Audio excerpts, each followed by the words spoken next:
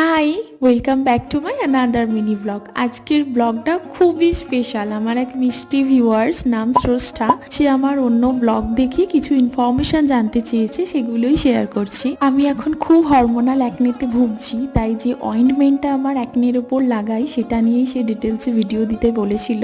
এটা আসলে homeopathic arnica মলম। হয়তো এখানে কোথাও পিম্পলের ওপরে লাগানোর কথা কিছু বলেনি, তবে লাগালে অবশ্যই খুব ভালো কাজ দেয়, আর স্পেশালি রাতে লাগিয়ে ঘুমিয়ে পড়া, তাতে আরো বেটার রেজাল্ট পাবে। সকালবেলা ঘুম থেকে উঠেই প্রথমে আমি কাঁচা হলুদ, আমলকি, পারলে তার সাথে একটু আদা, ওভারনাইট সোক করা চিয়া সিডসের জলটা দিয়ে খাই। দেন খাই আমি জিরের জল, মৌরির জল, আর প্রতি রবিবার চিরতার জল।